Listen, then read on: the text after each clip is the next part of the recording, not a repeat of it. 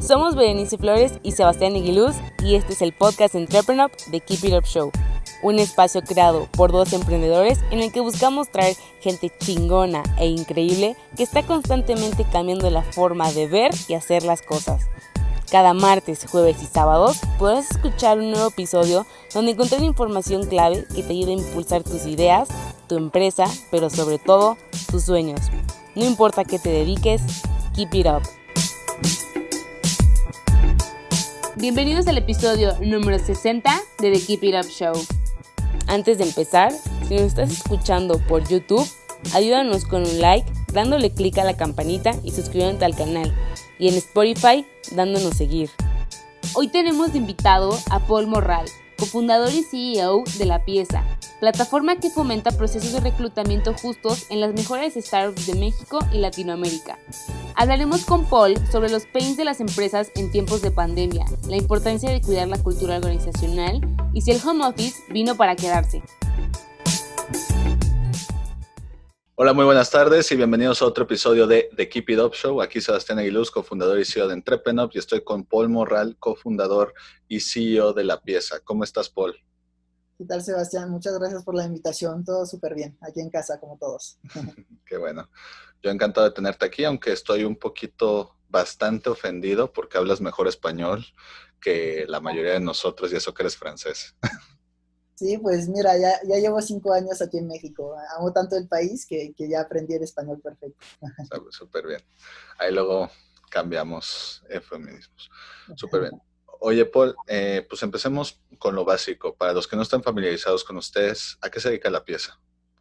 Claro, mira, La Pieza realmente es un software para temas de reclutamiento. Quizá antes nos ubicaban más como un job board, luego más como una empresa de hunting, pero fuimos como toda startup, yo creo, pivoteando mucho. Realmente hoy en día somos un CRM para la parte de reclutamiento, somos un software que permite administrar absolutamente todo el talento en un solo y mismo lugar y todo totalmente libre de sesgos. Ok, ¿a qué te refieres con sesgos? Sesgos me refiero a que cuando una persona realmente, hay muchas empresas que reclutan y cuando están reclutando siguen tomando el CV como primera base para tomar una decisión. Cuando ves el CV, ves el sexo de la persona, ves si la persona es bonita o no, si es hombre o mujer justamente, su edad, ves dónde estudió, pero todos esos detalles no permiten para nada saber si realmente la persona tiene las habilidades requeridas para la posición, ¿no? Entonces, muchas veces se toman decisiones de manera inconsciente totalmente. Mira, esta persona tiene un MBA en, no voy a decir una top universidad en Estados Unidos, entonces seguro es la persona perfecta para la posición. Y entonces la gente piensa eso, nosotros estamos aquí para decir, puede ser, quizás sí, quizás no, pero antes de decidir tienes que poder medir y ver las habilidades de las demás personas que también aplicaron, ¿no? Y es eso lo que hace La Pieza más que nada. Súper bien. Y mencionabas que fueron evolucionando, fueron pivoteando la idea y se fueron reinventando una y otra vez. Muchos de los invitados que tenemos justamente mencionan que 2020 ha sido el año de reinventarse empresarialmente. Para los que tengan miedo de dar este paso y que no necesitan una pandemia para hacerlo, ¿algún tipo de tips al respecto para pivotear rápido? Yo creo que siempre debes escuchar pues, tus usuarios, tus clientes, qué es realmente, cuál es su pain, cuál es su problema, y a partir de ahí hay que trabajar en base a ello. No hay que esperar una pandemia, esperar que llegue el coronavirus y que todo se pare para hacer esto, ¿no? Nosotros fuimos pivoteando desde el día uno y nos ha ayudado muchísimo, pero esto siempre teniendo pues primero el primer foco siempre en el cliente, que es como lo más importante. Perfecto. Oye, Paul, y mira, fíjate que me da risa porque hay mucho mexicano que se quiere ir al extranjero por otras razones, al primer mundo, y tú vienes del primer mundo y te viniste para acá. Y no solo eso, sino que emprendiste un negocio aquí. ¿Qué es lo que hizo a México un lugar bueno para emprender tu giro?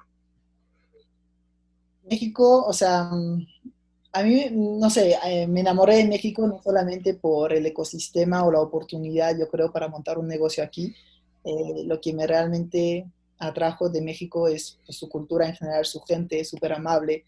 llegas al aeropuerto y conoces una persona y esa persona ese mismo día te va a invitar a su casa para comer, ¿no? O a la calle para comer unos tacos, ¿no? Entonces, es eso lo que me gusta de México. En cuanto a emprendimiento, yo creo que hay muchísimas oportunidades, hay muchísimos problemas también aquí en México, pero todo problema significa una oportunidad también. Entonces, eso es lo que realmente me gustó de México, porque cuando veo, por ejemplo, en Europa, pues todo ya está como bastante formalizado, vamos a decir, y hay muchas soluciones que justamente fueron aportando bastantes startups y emprendimientos allá.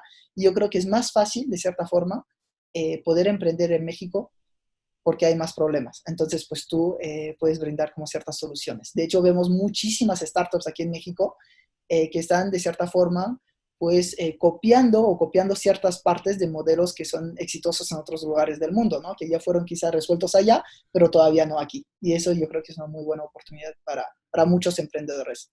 Uh-huh. Perfecto. ¿Tuviste algún contacto con el ecosistema de emprendedores en Francia o ahora sí que el mexicano fue tu primera impresión? Realmente primero, o sea, tengo varios amigos que están en Francia, pues en startups y así, entonces me platican un poco del ecosistema. Sin embargo, pues yo desde que me gradué estoy aquí en México, entonces el primer contacto realmente eh, fue con el ecosistema emprendedor mexicano, donde nosotros pues fuimos aceptados a Numa México, que desgraciadamente no existe, pero que es una incubadora francesa de origen, pero que también pues llegó aquí a México y allá aprendí como muchísimo, ¿no? Aprendí muchísimo de ecosistema startupero aquí en México, pero al mismo tiempo, al ser una aceleradora o incubadora francesa, pues también venían como muchos franceses aquí en Numa que me contaban su experiencia de también cómo era en Francia. Entonces pude tener como hacer esa comparativa que me sirvió mucho. Uh-huh. Okay, perfecto. Oye, y por ejemplo, volviendo a lo que ustedes se dedican, como tú decías, hay que conocer los pains, lo que le duele a tu cliente y en tu caso muchas veces los clientes son empresas grandes, chicas, pymes, startups, etcétera. Ahorita en estos tiempos de pandemia, ¿cuáles son los verdaderos dolores empresariales a nivel general? A nivel general, uf, yo creo que depende de cada empresa, o sea, cada empresa, cada industria es muy distinta, entonces no te podría decir como en general, ¿no? Pero lo que veo de mis clientes o lo que vi, el primer problema muy, muy grande que tuvieron con la pandemia es el reorganizarse trabajando a distancia. Es decir, que de un día para otro, las personas pues que estaban en sus oficinas, que quizá tenían como ahí sus computadoras y así tenían la computadora que nunca la movían ni la podían llevar a su casa, ¿no? Que ahí de cierta forma pues lo tenían que empezar a hacer. Y entonces eso pues fue muy, muy complicado, yo creo que para muchas organizaciones aprender a usar, por ejemplo, pues lo que es Zoom o lo que es Hangouts cada día, cuando quizá muchas startups ya lo estaban haciendo, pero la mayoría, creo, de las empresas aquí en México, pues no sabían ni lo que era, ¿no? Y yo creo que fue el problema más grande. Y el segundo más grande, eso depende de cada empresa, pero es que les afectó muchísimo, de cierta forma, o la demanda o la oferta, ¿no? Algunas startups, pues que están más bien en el delivery, pues de un día para otro les estaban pidiendo como mucho más, ¿no? Temas de comida a domicilio, por ejemplo, o supermercados, haciendo sus compras ahí desde casa o temas de e-commerce. La demanda aumentó terriblemente y para otras pues fue todo lo contrario, es decir, pues que la demanda bajó mucho. Perfecto. Ahora que tocaste ese tema, se habla mucho de que sube la oferta, de que sube la demanda, etcétera, pero se me hace interesante lo que dices, de que habían empresas que algunas estaban preparadas, otras no tanto, para que de repente se les hizo 400, 500 veces más de demanda de su servicio y es como, oye, sí, pero es que ¿cómo lo abarco, no?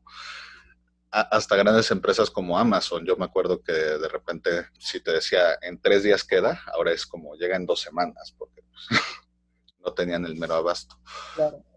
¿Tú crees, volviendo un poquito también a lo que tú dices, que este cambio a home office vino para quedarse? O sea, no, las startups, la mayoría ya las usábamos o hacíamos una parte de, pero las empresas grandes, como tú dices, no estaban tan familiarizados. ¿Tú crees que viendo los beneficios y problemas del home office van a querer migrar a este modelo? Estoy convencido de ello. La tendencia, lo que implica esta crisis es que mañana, bueno, digo mañana puede ser 3, 4, 5 años, las personas van a trabajar cada vez más de manera remota. Estoy casi convencido que dentro de 5 años, para el 2025, al menos la mitad de las personas con un perfil más bien de negocios, de administración, de marketing y de TI, estarán trabajando de manera remota. ¿Qué está pasando hoy en día? Pues vimos que empresas como Twitter, por ejemplo, dijo que pues ahora si mis empleados lo quieren, podrán trabajar de manera permanente de home office. ¿Eso qué significa? Significa que las empresas que quieran talento de Twitter, de cierta forma, deberán competir ofreciendo a ese talento los mismos beneficios.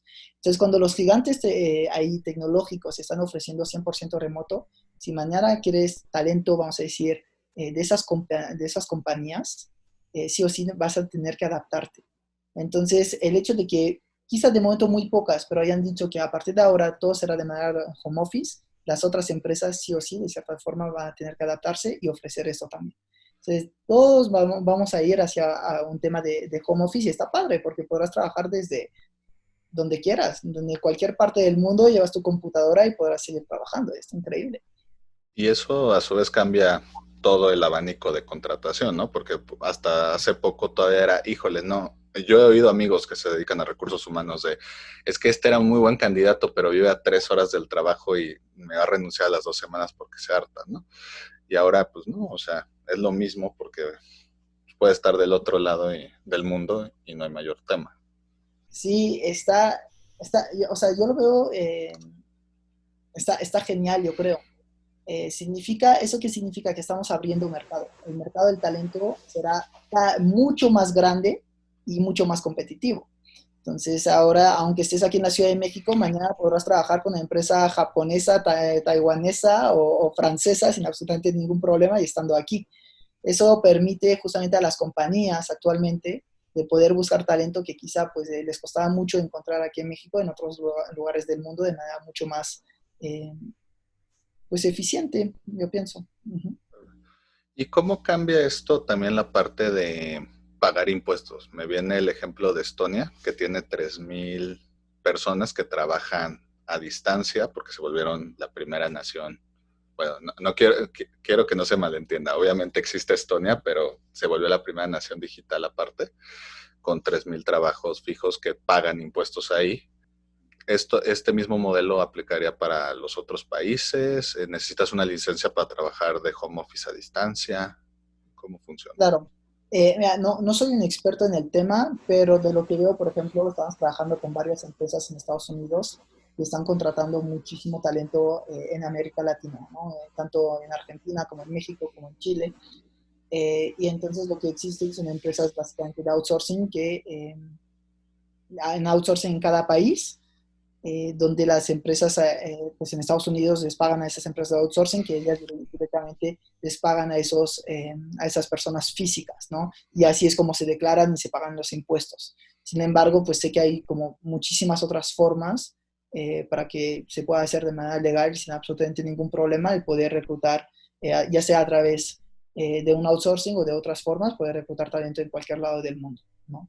Perfecto.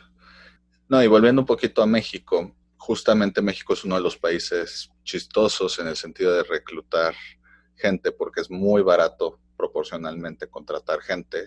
Los sueldos no son tan competitivos como en otros lados, pero es muy complicado tanto en el tema legal como en el tema económico, todo el tema de despidos. Y ahorita hay un índice de desempleo que está creciendo cada vez más, justamente porque pues muchas, como decíamos al principio, muchas empresas no estaban listos para afrontar esta crisis. ¿Tú crees que esto va a hacer que las empresas migren más a hacer outsourcing, a hacer contrataciones de corto plazo, etcétera? ¿O nada más fue un factor fuerte y luego volvemos a la normalidad?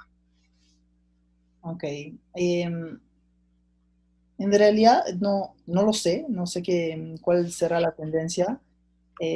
No creo que la crisis amplifique más el tema de outsourcing. Justamente aquí en México veo la tendencia de si están reclutando pues, empresas mexicanas cada vez más y también de por ley cada vez más están como reclutando a su personal de manera interna, ¿no? Ya no están pasando por terceros. El tema de despidos aquí en México, yo creo que dices que es algo quizá un poco complejo, yo lo veo muy sencillo en comparación ahí con Francia, por ejemplo. Yo Ok. creo que despedir una persona, no sé, en Estados Unidos no lo sé, pero por ejemplo, con respecto con Francia, es mucho más sencillo despedir a alguien. Realmente, ¿sabes qué? Pues tu performance bajó, aquí van tus 3 meses de sueldo que tengo que pagar y ya va, ¿no? O sea, no hay mucho más, no lo veo tan complicado por parte de las empresas, de hecho lo veo bastante sencillo. Y en cuanto a la tendencia, la verdad no sabría cómo decirte. Eh, Sería cosa de ver. Perfecto. Oye, Paul, y por ejemplo, cuando nos conocimos, justo antes de que participas en uno de nuestros eventos, un pitch que me gustaba mucho como, como me contaste a qué te dedicabas era que eran una bolsa de trabajo para empresas cool. Entonces Totalmente. yo quisiera saber qué consiste una empresa cool hoy en día o qué es lo que la mayoría asume que es una empresa cool. Porque pues, suena muy fácil de entender, pero veo Claro, muchos factores. la empresa cool va a depender de cada persona, ¿no? Cada persona básicamente tiene sus propios valores y lo mismo pasa con la empresa. Cada empresa tiene como su propia cultura, su forma de ser, cómo es el trabajo allá día a día en esas empresas. Lo que el trabajo cool, absolutamente todas las personas se identifican, ¿no? Pero no todas las personas se identifican en una empresa. Nosotros lo que hacemos realmente es hacer un fit cultural, entonces, ¿cómo lo hacemos? Hacemos un estudio para entender realmente cómo es la cultura de cada empresa, cuáles son sus valores, cómo es su día a día ya trabajando y hacia dónde va, ¿no? No solamente los valores actuales, pero cuáles serán los valores futuros, en qué está trabajando para después definir la cultura de esa compañía. Y a los candidatos hacemos exactamente lo mismo. Hacemos un estudio para medir exactamente cuáles son sus valores, cómo quieren trabajar realmente una empresa, ¿no? ¿Qué es lo que esperan de una empresa? Y ahí es como nosotros presentamos a las compañías a aquellas personas que no solamente pues, tienen las habilidades y conocimientos para la posición, pero también hacen fit con su cultura. Entonces te diría, una empresa cool es una empresa en la cual tú te sientes identificado. Pero tú quizá te vas a sentir identificado con empresa A, pero yo con la empresa B, ¿no? Okay. Y así es un poco mi definición de empresa cool. Perfecto. Oye, Entrepreneur es una empresa cool, supongo. Seguro. Para todos. Para todos, exacto. No, oye, y volviendo un poquito al tema que tú dices de la importancia de la cultura organizacional y de hacer un buen fit, me viene a la mente una anécdota de cuando Airbnb levantó su primera ronda de capital, que van justamente con el jefe de ese fondo y le preguntan, oye, ¿algún consejo? Y pues les acaba de dar quién sabe cuántos millones de dólares. Entonces esperas, cuida el dinero, no te lo gastes todo en un solo lugar. Algo relacionado al dinero, ¿no? Por la inversión fuerte. Creo que era su inversión récord en ese momento. Y lo que les dice es, don't fuck up the culture.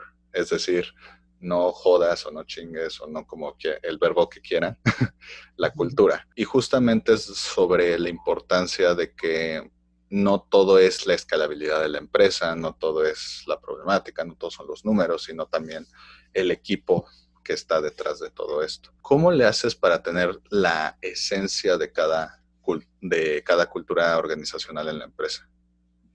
Mm, realmente nosotros como lo hacemos es algo muy complicado. Hay varios estudios, hemos probado bastantes de terceros.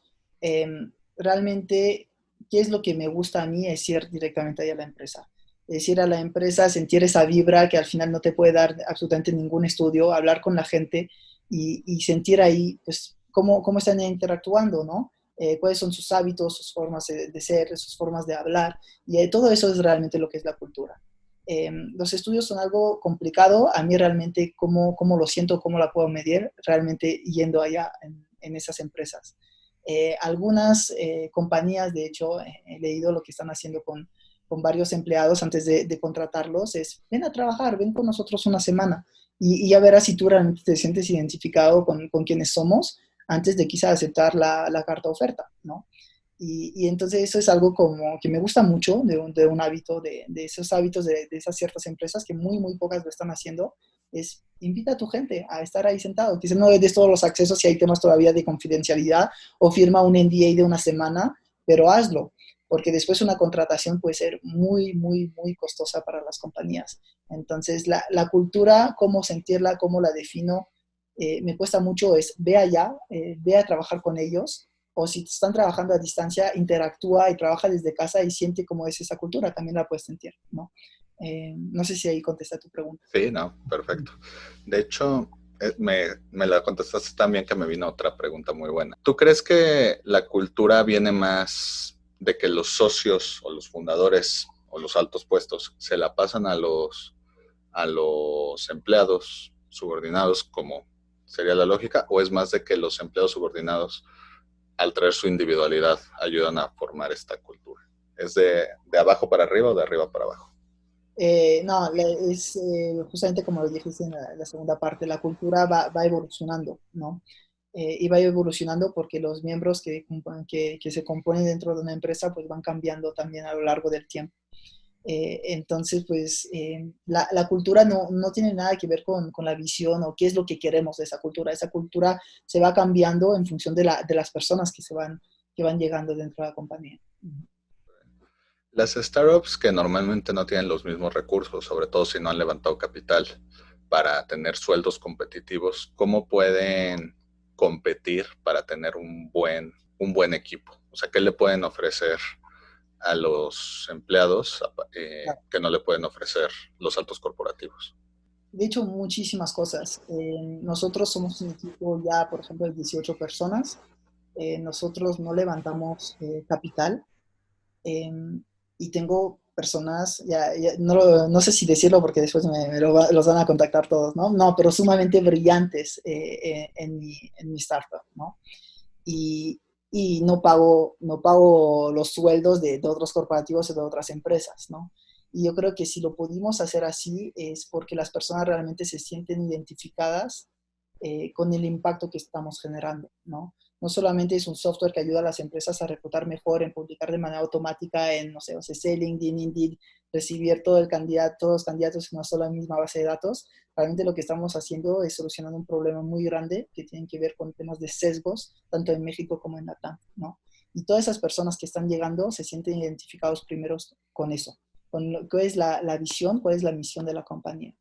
Y después son personas que una vez que llegaron se sienten muy a gusto acerca de cómo estamos interactuando y ahí viene todo el tema de cultura, ¿no?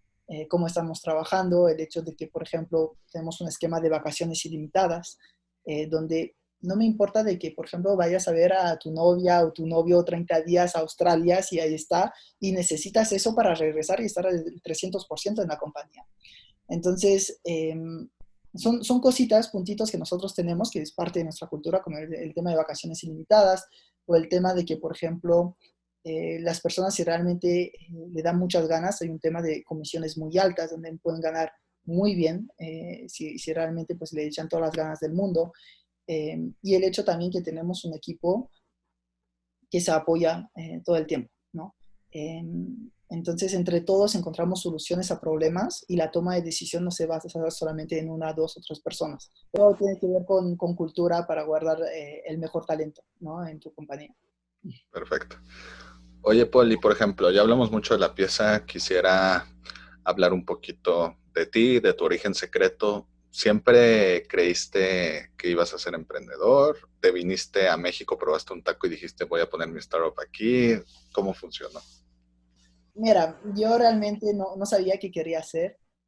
A los 18 años, lo único que tenía muy claro es me quiero ir lejos de Europa. Okay. Entonces me fui a una universidad al norte de Francia, en Neoma Business School, una escuela de negocios en Reims, que me permitía hacer 2 años allá en Francia y 2 años en otro país. Tenía 11 diferentes posibilidades, me hubiera podido ir 2 años a Estados Unidos, había otros países en Europa como Italia, España, Inglaterra, etcétera, me hubiera podido ir a China, pero al final me vine aquí en México, donde terminé la carrera, estuve allá en la UDLAB durante 2 años en Puebla, me encantó, y al terminar la carrera en Puebla, eh, no sabía realmente qué hacer. Eh, Tenía alguna idea de emprendimiento que no tiene absolutamente nada que ver con temas de reclutamiento, que tenía más que ver con temas de idioma, de decir a un parisino para de pagar 30 a 40 euros tu clase de inglés o de español y tomar clases con personas que están, por ejemplo, aquí en América Latina o en Sudáfrica y te costará menos, ¿no? Y ellos también tendrán un trabajo y así era más o menos la idea. Pero tenía esa más o menos idea y al mismo tiempo todavía me atrae, ¿no? El mundo de la consultoría. Entonces, pues estuve aplicando, por ejemplo, en McKinsey, en BCG, esas consultoras enormes de estrategia. Y al final me aceptaron antes que nada en Numa con ese proyecto de emprendimiento. Y es así como entré en el mundo de las startups, pero tampoco tenía la idea muy clara de que realmente quería hacer eso, ¿no? Era o sí emprender algo, pero no sabía ni lo que era una startup, ni que era un modelo escalable, ni nada, o enfocarme más en el mundo de la estrategia. Ok, súper bien. Oye, Paul, para ir terminando, nosotros en The Keep It Up Show siempre les pedimos a los invitados 3 sís y 3 nos para emprendedores. 3 cosas que deben de hacer sí o sí y 3 cosas que deben de evitar como la peste. 3 mandamientos, 3 pecados capitales. ¿Cuáles serían los tuyos? Mira, los 3 sís es, uno, antes que nada, enfóquense en un problema, ¿no? También lo mencioné un poco antes. Tener una idea y decir, wow, con esto va a funcionar, va a pegar de manera increíble. Puede ser, pero antes que nada enfóquense en ver si realmente tu solución está solucionando un problema real, ¿no? Esa es la primera recomendación. 2, una vez que encontraste el problema, enfócate en tener el mejor equipo posible, ¿no? Toma tu tiempo para encontrar tus partners, tus socios y los primeros empleados, porque eso hará absolutamente toda la diferencia para luego. Y el tercer sí es bootstrap. No intentes pues pagar, no sé, un CRM carísimo al inicio o gastar demasiado en Facebook Ads u otro. Todo que sea prueba, hace ese product market fit a través de bootstrap. Es como mi tercer sí. El no aceptes el primer cheque del primer ángel inversionista. Eso es parte de tu equipo, ¿no? Entonces, esa persona realmente debe no solamente darte dinero, pero debe darte mucho más, como consejos y poder acompañarte durante ese tiempo en el cual pues estará teniendo participación dentro de tu compañía. Segundo, no es absolutamente no intentes hacer todo lo que te dicen todos los mentores, ¿no? Hay startups que tienen 50,000 mentores e intentan hacer lo que les dicen los 50,000 mentores. Entonces hay que saber a veces pues escuchar, yo creo lo que dicen ciertas personas, ciertos mentores y poder escoger los que realmente en los cuales tú realmente crees, ¿no? Y tercer no sería no gastes todo el dinero después de un levantamiento de capital, sigue todavía el tema de bootstrap, de product market fit, y cuando lo tengas muy claro, ahí invierte realmente en lo que necesitas, ¿no? Para tener como tus KPIs, para mejorar los KPIs día tras día. Sería mi tercer no. Perfecto. Oye, Paul, y por ejemplo, si alguien quisiera mandar su CV o usar el servicio de la pieza o contratar sus servicios, Claro. ¿cómo pueden ponerse en contacto con ustedes por redes? Van directamente a la pieza.io, si quieren en la URL, la sección contacto, ya nosotros nos ponemos directamente en contacto con ellos. Si están actualmente buscando trabajo, pues tenemos varias compañías que están justamente publicando sus vacantes ahí directamente en nuestro software, la pieza.io. Pueden aplicar directamente ahí. Y si no, pues mi correo es paul@lapieza.ilatina.o. Con todo gusto me pueden escribir y yo con todo gusto pues les daré como ese seguimiento, ¿no? Perfecto, Paul. Oye, pues quiero agradecerte por tu tiempo. Espero te lo hayas pasado también como nosotros y como decimos en el programa, keep it up. Súper, no, muchísimas gracias a ti por la invitación y nada, mucho éxito. Igualmente. Si te gustó el episodio de hoy, recuerda que puedes escucharnos en Spotify y YouTube, y para más herramientas de estos temas, estamos en Instagram y Facebook como @entrepreneur. Si quieres seguir a nuestro invitado de hoy, te dejamos en la caja de descripción sus redes sociales y datos de contacto. Gracias por escucharnos y nos vemos en el próximo episodio. Recuerda, keep it up.